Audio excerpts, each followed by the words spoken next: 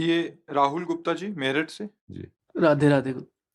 महाराज जी राधे राधे, आपके चरणों में कोटि कोटि प्रणाम। महाराज जी, मेरी जिंदगी का लक्ष्य क्या है? मैं उसको कैसे ढूंढूं? बहुत भटक रहा हूँ, कुछ समझ नहीं आता। क्या जीवन व्यर्थ हो जाएगा? महाराज जी कुछ हाँ, ज्ञान चाहिए। बड़ी कृपा हुई है जो आपके अंदर ये प्रश्न जागृत हुए हैं। हम जीवन मुक्त होने के लिए आए हैं। हर योनियों में हमने वही सब भोग भोगे जो हमारे अंदर चाहत है। बताने की जरूरत नहीं, सबके हृदय में है। जो अंदर चाहत है, सुख पाने की लालसा, भोगों में, ये भोग लूं, ये भोग लूं, ये पद मिल जाए, रुपया मिल जाए, ऐसा मकान हो जाए, ऐसा ऐसा ऐसा, तो मैं सुखी हो जाऊंगा। ये माया की वृत्तियां हैं। जो तुम सोच रहे हो उससे ज्यादा किसी के पास है, पर वो भी सोच रहा है, वो भी तृप्त नहीं है। विश्व में, ब्रह्मांड में कहीं भी किसी, मान लो आप तो अपने को जानते हैं केवल, और सही पूछो तो अपने को भी नहीं जानते। केवल शरीर और वासना को समझ पा रहे हैं, अपने स्वरूप को तो नहीं जानते ना आप। लेकिन यहां तो बहुत सब स्वरूप आते हैं, धनी मानी पदाधिकारी सब। जब तक बच्चा भगवान का भजन नहीं, तब तक कभी किसी को तृप्ति नहीं है। न धन से, न भोगों से, न पद से, न किसी से।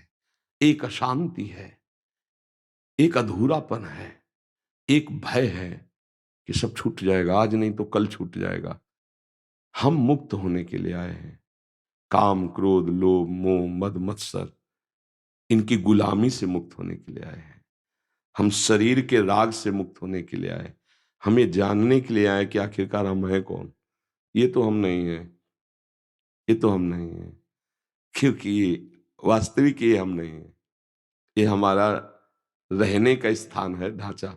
जैसे हम मकान नहीं है, मकान को बोलते हैं मेरा मकान, इसको बोलते हैं मेरा शरीर। मैं शरीर तो नहीं कोई बोलता ना, मेरा बोलने का स्थान है। मैं तो ये नहीं हूं। अब इसके अंदर पहुंचते हैं तो मेरा मन आता है, मैं मन नहीं हूं। आता है ना, आज मेरा मन उदास है, आज मेरी बुद्धि काम नहीं कर रही है, आज बड़ा चित्त अशांत है। मतलब वो भी मैं नहीं निकला, वो भी मेरा के अंतर्गत आया। जैसे शरीर, ऐसे ही अंदर का मन, बुद्धि, चित्तांकार, सूक्ष्म शरीर, और तीसरा है स्वभाव, कारण शरीर। बोले यार इस व्यक्ति का स्वभाव बहुत गंदा है।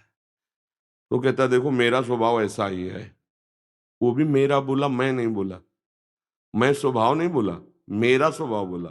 तो तीनों शरीर, स्थूल सूक्ष्म कारण, ये मैं नहीं। तो मैं हूं कौन? बस यही जानने के लिए आए हो, भगवत प्राप्ति के लिए आए हो। अब सब शीशा में हमारे रूप को दिखाने की सामर्थ्य है, पर उसमें गंदगी, मल चल गया है। अब उसको साफ करना पड़ेगा।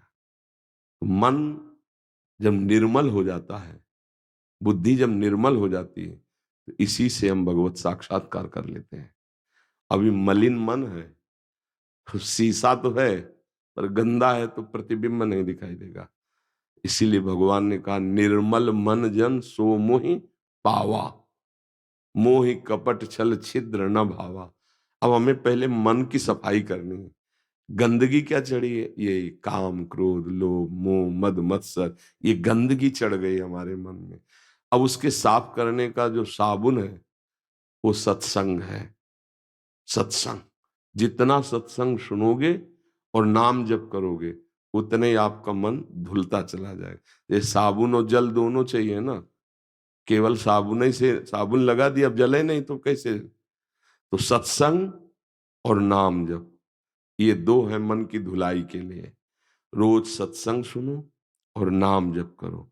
तो सत्संग तुम्हें अच्छे आचरण बताता है, बुरे आचरणों का त्याग बताता है। तो बुरे आचरण त्याग दो, अच्छे आचरण करो, नाम जप करो।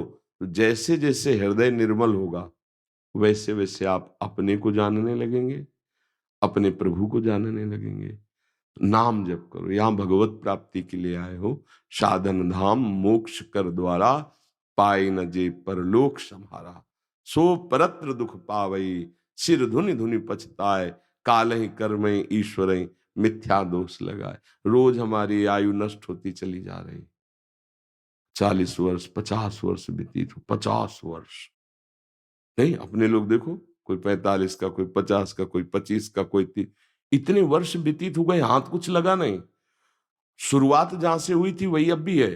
ये भोग लूं, ये देख लूं, ये खा लूं, ये सूंघ लूं, या वही कब तक ये चलता रहेगा? फिर मर जाएंगे, फिर किसी नई योनि में जाएंगे, फिर यही करेंगे, फिर मर जाएंगे। ये कब तक चलता रहेगा? ये रोकने आए हैं हम, इस क्रम को रोकने आए हैं, जन्म मरण के चक्र को रोकने आए। पुनरपि जननम पुनरपि मरणम पुनरपि जननी जठरे शयनम, इसको रोकने आए हैं। कैसे रुकेगा? सत्संग और नाम जप। साधन को हरि भजन है, कै सत्संग सहाय। सत्संग तुम्हारा साथी सहयोगी होगा और तुम्हें पार करेगा नाम। अब नाम जप नहीं है तो फिर पार नहीं हो सकते। तो सत्संग भी मिल रहा है भगवत कृपा से, मिल रहा है ना, तभी तो आए हो आप। तो अब नाम जप करो और सत्संग